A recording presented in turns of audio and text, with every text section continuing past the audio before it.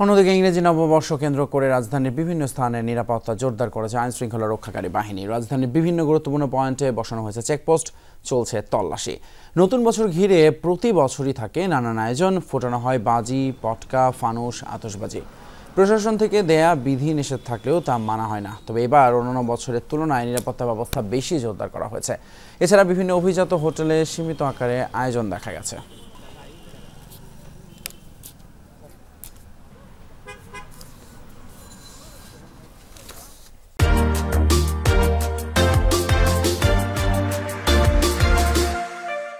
ইংরেজি নববর্ষের বছর ঘিরে রাজধানীতে নিরাপত্তার খবর আমরা জানবো এই মুহূর্তে সহকর্মী ফয়সাল মাহমুদের কাছ থেকে। তিনি নতুন বাজার এলাকা থেকে সরাসরি যোগ দেবেন আমাদের সঙ্গে।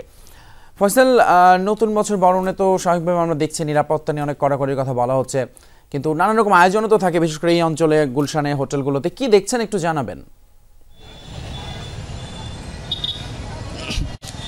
ফয়সাল, আপনি জানেন যে আসলে 31st নাইটে বেশ ঘটা করেই কিন্তু বাংলাদেশে উদযাপন করে থাকে, বিশেষ করে তরুণী যুবকরা এই দিনটিকে বিশেষভাবে সেলিব্রেশন করে থাকে। তবে সেক্ষেত্রে কিছুটা উৎসবের যে উদযাপন সেটি কিন্তু বাড়াবাড়ি পর্যায়ে চলে যায়। আমরা দেখি যে বিগত বছর থেকেই কিন্তু আইন শৃঙ্খলা রক্ষাকারী বাহিনী এই দিনটিকে ঘিরে যাতে কোনো রকম অপ্রীতিকর ঘটনা না ঘটে সেজন্য কিন্তু বেশ তৎপর থাকেন।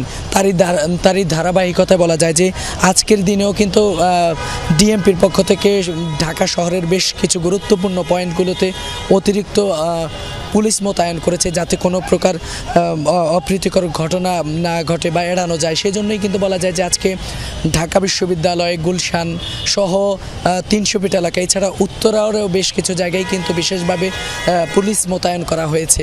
আমরা যদি আজকে গুলশানের কথা বলি স্পেসিফিকভাবে, বলা যায় যে গুলশানের কিন্তু শুধুমাত্র কাকলি এলাকা ছাড়া বাকি সকল এন্ট্রি গেট ইতিমধ্যে বন্ধ করে দেওয়া হয়েছে। আমরা এই মুহূর্তে আছি নতুন বাজার যে এন্ট্রি পয়েন্টটি রয়েছে সেখানে আপনারা দেখতে পাচ্ছেন যে এই এলাকায় কিন্তু এখান দিয়ে কিন্তু গুলশানের ঢোকার যে প্রবেশ পথটি ছিল সেটি কিন্তু পুরোপুরি বন্ধ করে দেওয়া হয়েছে। অর্থাৎ এখন শুধুমাত্র এই রাস্তা ধরে গুলশানের ভেতর থেকে গাড়ি বের হতে পারবে। এরকম যতগুলো পয়েন্ট রয়েছে, Badda point, Badda link road, হাতির ঝিল কিংবা মহাখালী আমতলী, এই সবগুলো পয়েন্টই কিন্তু বন্ধ করে দেওয়া হয়েছে নিরাপত্তার জন্যে।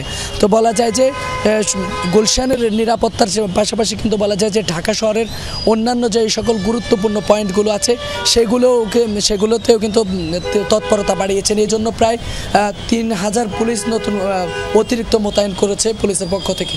এছাড়াও আতশবাজি এবং ফানুসের বিষয়ে কিন্তু পুলিশের পক্ষ থেকে নির্দেশনা ছিল, যাতে সাধারণ মানুষ এই ধরনের যে অতি উৎসাহী উদযাপন সেগুলো থেকে সেই বাড়াবাড়ি পর্যায়ে যাতে না যায়, তারা যাতে সীমিত পর্যায়ে তাদের উদযাপনটি রাখে, এজন্যই কিন্তু বেশ কিছু নির্দেশনা দেওয়া হয়েছে।